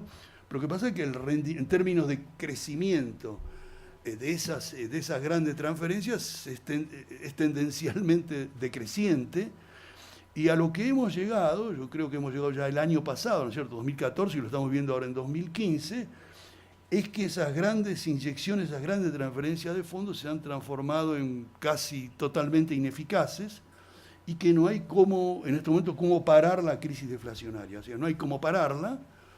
Es decir, por ejemplo, en Estados Unidos, o incluso los europeos, pero Estados Unidos, esas grandes emisiones monetarias han sido acompañadas por una caída espectacular de las tasas de interés. El próximo paso absoluto, que sería absurdo eso, sería tasas de interés negativas. O sea, que si uno va a pedir un préstamo a un banco, no solamente le dan el dinero, sino que le pagan un interés mensual, digamos, una locura absoluta, ¿no es cierto?, en ningún sentido. Pero la situación es más loca y más grave todavía porque Estados Unidos, que tiene graves problemas de manejo de sus cuentas fiscales, ¿no es cierto?, y de conseguir fondos para que siga funcionando la maquinaria, viene amagando desde hace ya varios trimestres con que van a subir las tasas de interés, que sería una manera de succionar fondos del mundo entero hacia los Estados Unidos. Lo iba a hacer ahora, hace pocos días, no lo hicieron porque si hacían eso se producía una terrible recesión en los Estados Unidos, o sea, han tenido que parar eso, y entonces están de que si sigue la cosa como está, se va hacia una deflación muy profunda, y en realidad si hacen lo otro, o sea, si suben las tasas de interés, se va a provocar una recesión tremenda en Estados Unidos y a nivel de las grandes potencias económicas. Es un poco donde no pueden subir las tasas de interés, pero tampoco lo pueden mantener. O sea, le está pasando la misma broma que se le hizo la vida, la realidad a los Estados Unidos allá en los años 70, sobre todo comienzos de los 70, donde decía que ellos no podían irse de Vietnam, pero tampoco podían quedarse. ¿No es cierto? Ninguna de las dos cosas. Bueno, esta es la situación en la que están. Ahora, el tema que habría que ver y de fondo es de dónde viene esa crisis del 2008. Y entonces esa crisis del 2008, combinada con la cuestión energética, digamos, ¿de dónde viene todo eso? Yo no me voy a remontar a fechas muy lejanas. Voy a tomar como punto de evaluación los años 70, ¿no es cierto? Y en los años 70 se produce una gran crisis, que fue una crisis rara, como ahora parece ser una crisis rara porque se parece, digamos, aparentemente se parece poco a la de los 70, que era una crisis donde había estancamiento y había recesión, pero al mismo tiempo se producía inflación. O sea, en esa época se había inventado la palabra estanflación, y ahora casi cuando era 2008 algunos habían largado y copiando lo que había pasado en los 70, digamos, la idea de que lo que iba a haber era más que estanflación, decían receflación, o sea, ya la cosa se ponía, desde el punto de vista de la lengua, se ponía bastante complicada, ¿no es cierto? Ahora, no, por supuesto, no hubo receflación ahora, sino una recesión con caída de precios, lo cual nos podría hacer pensar de que estamos en las crisis clásicas, anterior a los años 70, donde las crisis venían con caída de precios, eran crisis deflacionarias. Pero en realidad no es tan así, porque se han producido hechos que en algunos casos sí tienen precedentes en las crisis cíclicas anteriores, pero en otros realmente no tienen precedentes. Entonces, en la crisis de los años 70, donde la economía de los países capitalistas centrales sufren sacudones terribles, hay una fuerte caída de la demanda, fuerte caída de las inversiones, y entonces los estados keynesianos que habían sido construidos ya desde los años 30, ¿no es cierto?, pero sobre todo después de la Segunda Guerra Mundial, esos estados keynesianos van a tratar de sostener la demanda, y por supuesto que si tienen que inyectar fondos al mercado no lo van a hacer subiendo los impuestos, porque estarían, como decimos, ¿no?, en el sur estarían desvistiendo a un santo para vestir al otro, o sea, no es eso lo que podrían hacer, sino piden dinero prestado, o sea, libran bonos, títulos al mercado, y las empresas o sectores que tenían una demanda restringida y que no podían colocar sus excedentes, encuentran un lugar donde colocar sus excedentes, que es la deuda pública, y además pueden colocar también sus excedentes en empresas que en una situación de restricción de la demanda tienen que exacerbar, digamos, su guerra tecnológica y que necesitan fondos para poder hacerlo. Y entonces ahí empieza a darse un fenómeno de exuberancia financiera rematado con el hecho que si el consumo tampoco crecía por la crisis, una manera de hacer subir el consumo sin hacer subir los salarios, e incluso hasta bajando los salarios la medida que lo podían hacer, es con crédito. O sea, usted gana menos, pero puede comprarse ese televisor, ese automóvil, le damos crédito.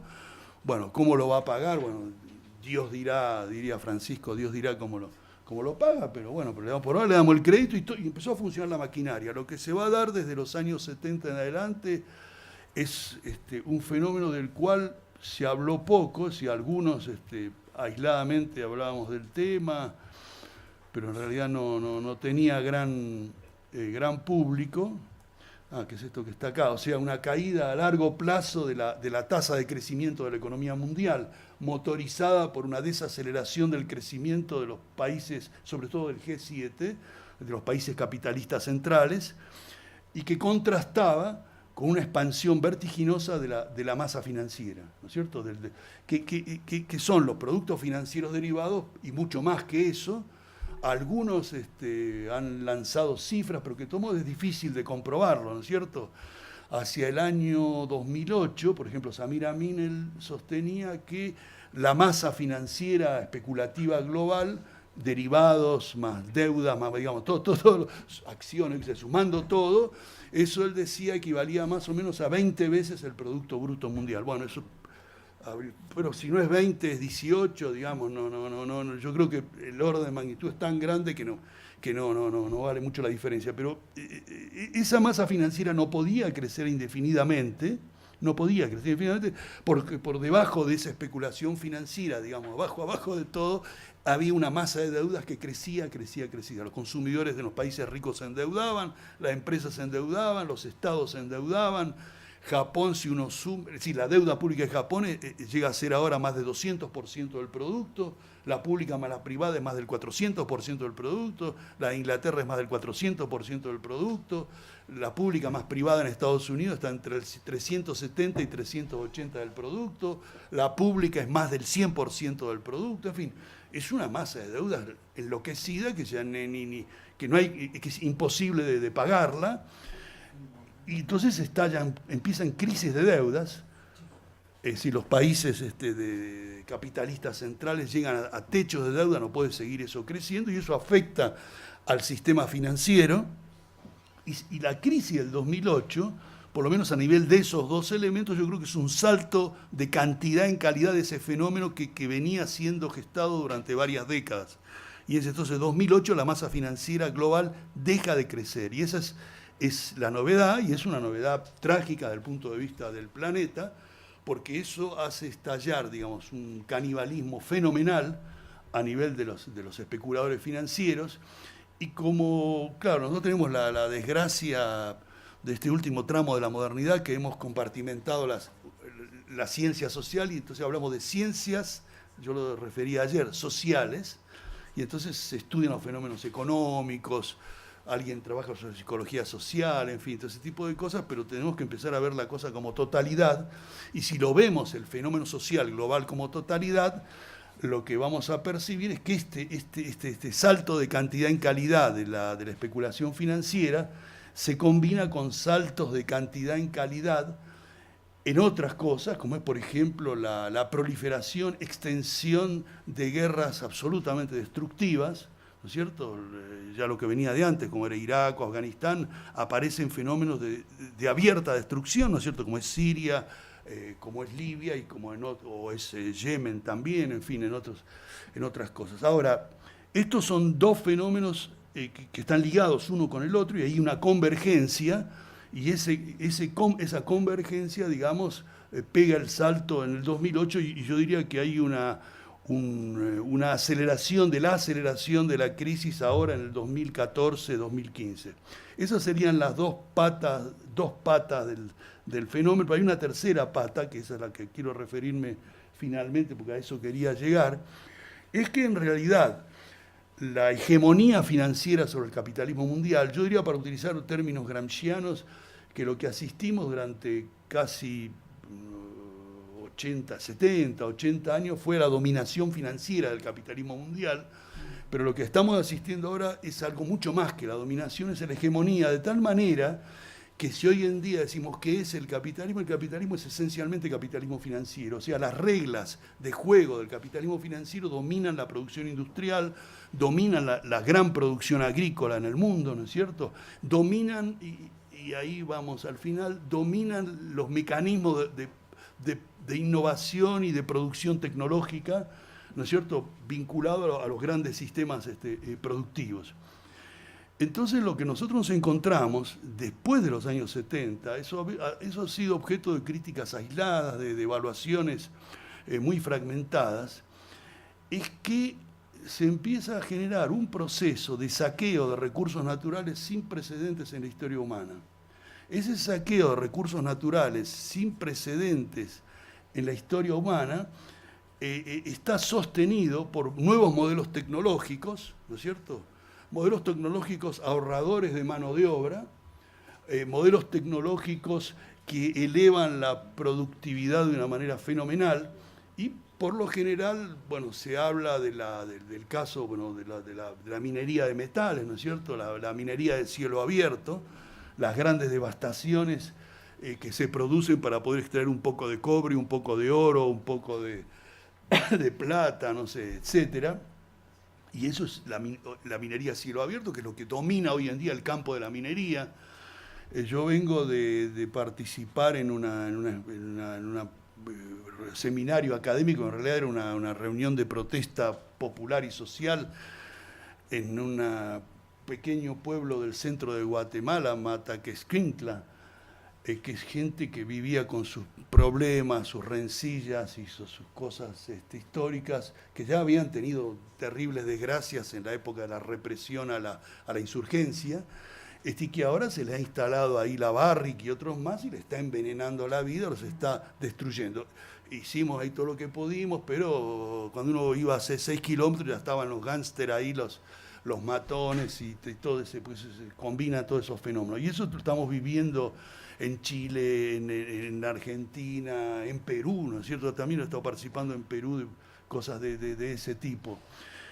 Eso es la minería. Entonces, bueno, después de todo son la teoría bien occidental de que se trata de objetos inanimados que son extraídos, destrucción, yo qué sé.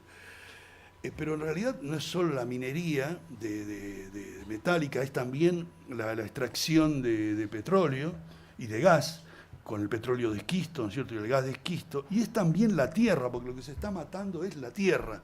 Hoy en día lo más avanzado en la producción agrícola mundial, ¿no es cierto?, que tiene grandes líderes tecnológicos como Monsanto, etcétera, estos tipos lo que hacen es un sistema de producción agrícola que normalmente requería una cierta cantidad de mano de obra, que más o menos con métodos a veces criticables, etcétera, pero permitían la reproducción de la vida de la tierra, ¿no es cierto? Bueno, ahora sobre esa tierra, en grandes extensiones en todo el mundo, y lo estamos viviendo de una manera muy trágica en América Latina, esas grandes extensiones de tierra le desmalezan, le tiran glifosato, después ponen semillas transgénicas, ¿no es cierto? Hacen la siembra directa, y eso cuando uno ve, por ejemplo, esas extensiones de tierra, las recuerda como eran antes y las ve ahora, esa tierra que es viviente, ¿no es cierto? Con sus lombrices, con sus bichitos, con sus cositas, se transforma en una zona muerta. O sea, estos tipos están matando la tierra. Y eso es tan o más grave que lo que están haciendo con la minería a cielo abierto, o lo que están haciendo con Siria, o lo que han hecho con Libia y todo eso. Están matando la vida de la tierra, y eso es dificilísimo de recuperar. Yo vivo en zona rural de La Pampa, en el sur de América, ¿no es cierto? Y tuvimos una época de auge loco de la producción de soja, ¿no es cierto? Con lo más moderno, o sea, glifosato, siembra directa, semilla transgénica y todo eso. Y la zona donde yo vivo es una zona de tierras bajas, y entonces que gracias a Dios, las vírgenes y todo lo que las cosas, como tenemos tierras bajas muy inundables, es tierra apta para ganado, entonces es muy difícil ahí hacer agricultura, pero en la euforia loca varios terratenientes se pusieron a poner soja. Fueron castigados por naturaleza porque el rendimiento era bajo, o sea que muchos se quebraron, en fin, todo eso. Pero lo que dejó esos 4 o 5 años de soja, por ejemplo, en el territorio donde yo vivo, es tierra muerta, que va a costar mucho, mucho tiempo recuperarla, y en realidad no hay nadie que la quiera recuperar ahora porque esos business ni les interesa recuperar eso, están ahora en otra cosa. Y tomando como un pie de página de algo que había dicho antes, de qué manera ese negocio agrícola, por ejemplo, en realidad se maneja como si fuera un negocio financiero. Es un negocio financiero. Se armaban, por ejemplo, en esa zona, en Brasil lo mismo, se arman lo que se llama grupos de siembra, pool de siembra, ponen dinero, unos cuantos, terrateniente, algún especulador, un narcotraficante, lo que se pone el dinero ahí. ¿Qué se requiere? Tierra, no es necesaria la propiedad de la tierra, porque esa tierra se sabe que no va a vivir mucho tiempo, entonces ¿para qué ser propietario de eso? La alquilan, ponen grandes maquinarias, ¿no es cierto? Y cuando eso se acaba la rentabilidad, o la tierra ya hay que ponerle tanto fertilizante que eso no funciona más, bueno, se dedican a otra cosa, no sé, a levantar edificios, trata de personas, no sé, cualquier cosa que ellos ven que es más rentable, que eso terminó, la visión es de negocios de corto plazo, y en realidad la minería también, la minería a cielo abierto es un negocio de corto plazo. No está pensado como un negocio, digamos, de saqueo de larga duración. Y esa es la tercera pata, especulación financiera, declinación de la tasa de crecimiento mundial y explotación, saqueo desmesurado, sin antecedentes por la magnitud de la cosa, de recursos naturales. Yo uso esa expresión, es la que me viene cómoda ahora, en realidad es un concepto que habría que precisarlo un poco más, ¿no es cierto? Y esas tres cosas yo creo que convergen como parte de una totalidad mucho más vasta ahora, en este momento, ¿no es cierto? Estamos en una crisis deflacionaria, estamos en una crisis financiera fenomenal, donde esa hiperburbuja financiera global se está empezando a desinflar, y si es cierto que no la pueden sostener más, probablemente lo que vamos a asistir a lo que queda de esta década es a grandes derrumbes financieros. Yo creo que eso es altamente probable. Y lo tercero es que ya empieza a hacer mella saqueos de recursos naturales, y estamos empezando a asistir a los primeros problemas graves en ese nivel. Ahora, este clima enrarecido, prudoniano, gramsciano que yo describía al comienzo, en realidad tiene un capítulo, que sería la resultante de todo eso, que ese gran proceso de destrucción, ¿no es cierto? El gran proceso de destrucción del planeta, ese gran proceso de destrucción de la humanidad, sin precedente, porque esta es la primera vez donde se produce una decadencia de una civilización que no es una civilización regional, ¿no es cierto? La decadencia greco-romana abarcó unas cuantas decenas de millones de personas, o la del Imperio Chino, o la de India, o Babilonia, en fin, eran decadencias regionales. Entonces nosotros estamos asistiendo a una decadencia que tiene carácter planetario y que involucra aproximadamente a 7.000 millones de personas. Es algo gigantesco, es algo tremendo, y que podemos en algunos casos tomar precedentes en las decadencias de civilizaciones anteriores, pero son ayudas nada más que eso, ¿no es cierto? Acá tenemos que pensar de manera muy original lo que estamos viviendo. Pero yo diría que el punto último de este proceso de destrucción es la guerra, ¿no es cierto? Guerra absolutamente destructiva, y en esto también hay una diferencia esencial. Las viejas guerras coloniales, ¿no es cierto?, eran guerras para controlar poblaciones, para controlar totalmente territorios y explotarlos a fondo, ¿no es cierto? Estas son guerras cuyo objetivo es simplemente controlar algunos recursos naturales y donde la población está de más, o sea, lo que sobra es la población. Hay lo que yo diría una visión militar saqueadora de la periferia y en realidad del conjunto del planeta, porque cosa no se queda en la periferia, y que es, bueno, que es América Latina desde el punto de vista de esa visión. Bueno, México tiene petróleo, Venezuela tiene 20% de las reservas mundiales de petróleo, la primera reserva mundial, Chile, Argentina y Bolivia tienen el 85% de las reservas de litio, o sea, que es la clave de la reconversión de la industria del automóvil mundial. Yo estaba hace poquito en Bolivia y decían, siempre tenemos desgracia de las riquezas naturales que aparecen. Tuvimos el estaño y mire lo que pasó, ahora aparece el litio, ¿no es cierto? Y ahora, o las grandes praderas, ¿no es cierto? Y el objetivo para esas grandes praderas, ¿no es cierto?, en las Pampas, Brasil, o todo lo que era el proyecto, ¿cómo se llama?, en Colombia, de Uribe, que lo ha retomado Santos ahora, que es 6 millones de hectáreas dedicarlas a palma africana para producir biocombustibles, ¿no es cierto? Ni siquiera alimentos es un tema esencial, ¿no es cierto? Entonces, y todo efímero, todo, digamos, durando unos pocos años hasta que eso sea completamente destruido. ¿Y qué es lo que está de más en América Latina? Bueno, lo que estamos de más somos nosotros. Lo que está de más es la población.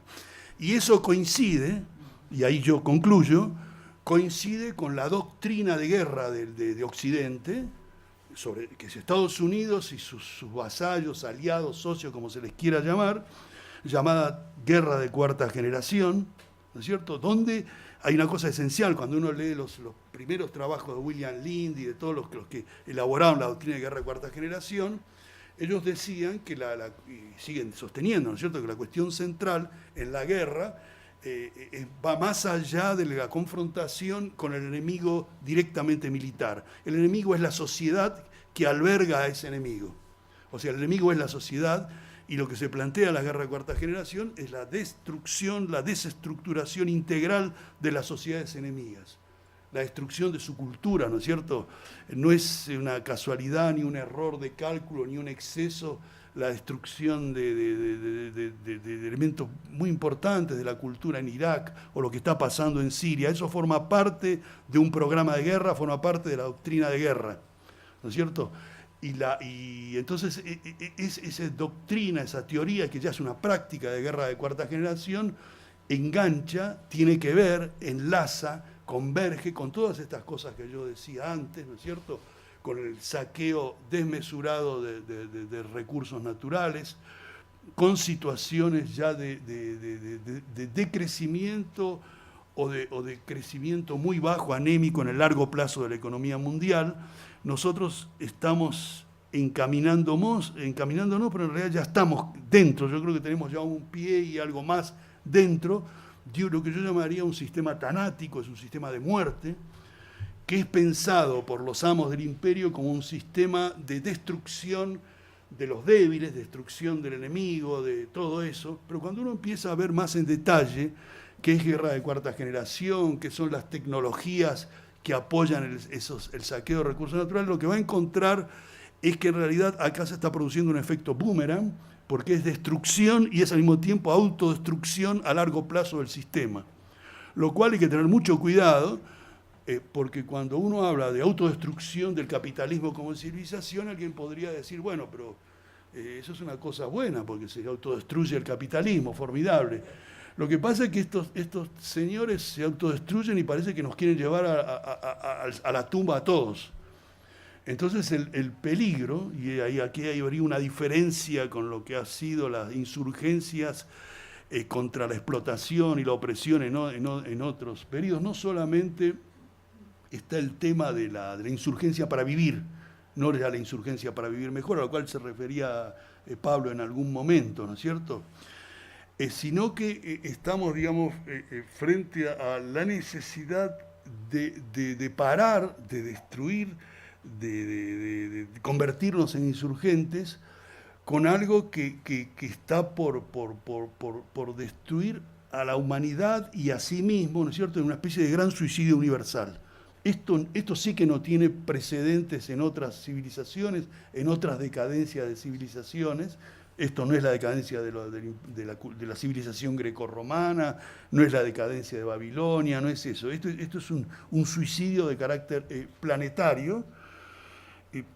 Yo concluiría, porque estoy pensando cómo concluir todas estas cosas que yo les estaba diciendo, con un film que lo habrán visto muchos de ustedes, ¿no es cierto?, que es La Caída. Es el film de Gans, que es una maravilla, que son los últimos días de Hitler, ¿no es cierto? Y entonces la conclusión, cada uno sacará sus conclusiones. Yo la conclusión que saqué de ese film es que en realidad termina como tenía que terminar la historia, que es una especie de show sangriento de suicidio colectivo, ¿no es cierto? En el búnker no solo se suicida Hitler, sino que se suicidan todos. Es la búsqueda de la muerte, es el capitalismo que va hacia la muerte, va hacia el suicidio. Después de todo, ese final, que esperamos que no se produzca de la manera en que se produciría si no lo detenemos, no para salvar al capitalismo, porque la cuestión es destruir al capitalismo para salvar a la humanidad.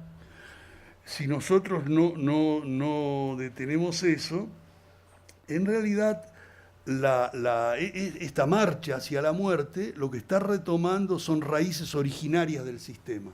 En realidad, cuando nosotros estudiamos, cuando trabajamos sobre los orígenes del capitalismo y nos sacamos de encima las ideas bucólicas, que el capitalismo se inició por gente muy industriosa que quería aumentar la productividad y todo lo demás, básicamente encontramos 2 o 3 cosas decisivas.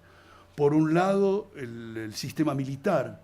O sea, el capitalismo tiene raíces en lo militar, incluso las primeras empresas organizadas de manera moderna y capitalista son industrias de armamento, ¿cierto? El Arsenal de Venecia, estoy hablando del siglo XVI, en un primer muestra de eso. Y lo otro es el parasitismo comercial, usurario, financiero. Eso es lo que da nacimiento al capitalismo. Al capitalismo, estoy hablando de Occidente, el capitalismo occidental, ¿no es cierto?, que es lo que va a dominar, va a hegemonizar culturalmente al planeta mucho tiempo más. Entonces, conclusión final, son unas pocas frases. ¿Cuál es la alternativa? La alternativa, evidentemente, hay alternativas que han caducado, que por lo menos de las cuales tenemos mucho que aprender. Yo no sé si levantar una visión, yo creo que no es correcto levantar una visión completamente negativa de lo que fue la primera tentativa humana de crear sociedades sin opresores y sin explotados. Esa es la experiencia del socialismo del siglo XX. Fracasaron en eso, pero tal vez uno de los grandes méritos que tuvo esos ensayos, y por ahí yo lo estoy focalizando en el caso soviético, es que el primer brote de barbarie al cuadrado, digamos, de terrible barbarie, un poco en el sentido de que yo estaba en un seminario en San Pablo con István Metzaros, y ahí en el público se levantó alguien, y siempre, ¿no?, cuando estamos ahí en ese tipo de discusión, hay una cita, bueno, como lo ha hecho Pablo muy bien, ¿no es cierto?, una cita a Rosa Luxemburgo, que dijo, bueno, socialismo, barbarie. Entonces alguien levantó y dijo, profesor, maestro, dijo, socialismo, barbarie. Y Mezzaro los miró con mucha prudencia y dijo, barbarie en el mejor de los casos. ¿No es cierto? Bueno, Entonces, frente digo, eso que fue el primer brote de ultrabarbarie, que fue el nazismo, si hay algo que queda como un gran legado histórico de la Unión Soviética, fue que con 26, 27 millones de muertos paró esa barbarie, la pudo derrotar. Lo cual, bueno, después también la Unión Soviética se disgregó y estamos ahora frente a algo que yo creo que es mucho peor todavía de lo que fue el nazismo. Es algo mucho peor, ante lo cual hay una alternativa inmediata que es la insurgencia. Yo soy de los que sostienen que en este momento lo que tenemos que predicar, lo que tenemos que tratar de organizar en todos lados es lo que algunos llamamos insurgencia global. Hay que rebelarse contra esto y por supuesto que nos rebelamos desde donde podemos, como podemos, con las armas que tenemos, con las experiencias que tenemos y con las culturas que tenemos.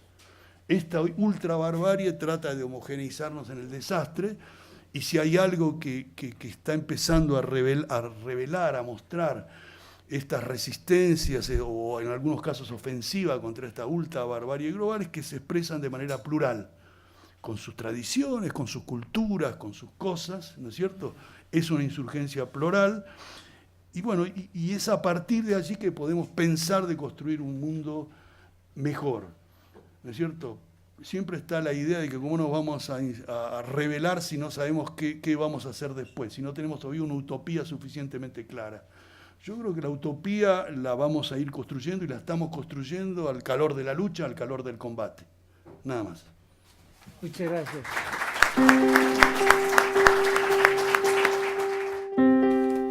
Se ha planteado aquí la existencia de un sistema que necesita, es una necesidad, la superexplotación hasta el exterminio de recursos naturales. Aparentemente sostener una tasa de ganancias que no puede generar el sistema productivo financiero. Pero lo interesante, lo importante es no solo toda la humanidad está en juego, sino que todo el sistema de la vida está en juego, que fue el planteamiento que se nos hizo aquí por parte del doctor González Casanova. Y lamentablemente, acierta el análisis en ese sentido que nos has ofrecido y empata con unos estudios de la ciencia natural, por ejemplo, de Gerardo Ceballos. Acaban de sacar un trabajo estupendo en Science Advances, en que se dice literalmente que es incontrovertible la evidencia de que la tasa de extinción de especies, y no solo la especie humana, va a todas las especies, en la era moderna no tiene precedente en la historia humana y es inusual en la historia de la Tierra, que tiene 4.500 millones de años. La sociedad global ha empezado a destruir especies de otros organismos en una tasa que se acelera. Así como se está acelerando el calentamiento global, se acelera la tasa de destrucción de especies, dicen ellos, iniciando un episodio de extinción masiva sin paralelo en 65 millones de años. Sí, estamos en esos órdenes de magnitud en términos de los niveles de destrucción. Aquí no es simplemente una sociedad que va a desaparecer, simplemente es la vida en el planeta, porque están hablando ya de situaciones sin paralelo en 65 millones de años y el planteamiento que hace va en esta dirección. Los científicos de este trabajo, que es un trabajo publicado en Science, dice evitar una sexta extinción masiva requerirá esfuerzos rápidos y altamente intensos para preservar las especies que ya están en riesgo y aliviar presiones sobre sus poblaciones. notablemente pérdida de hábitats, sobreexplotación con fines de lucro y cambio climático. Y ahí termina. Esta es una observación absolutamente fundamental para entender el orden de magnitud de lo que estamos enfrentando.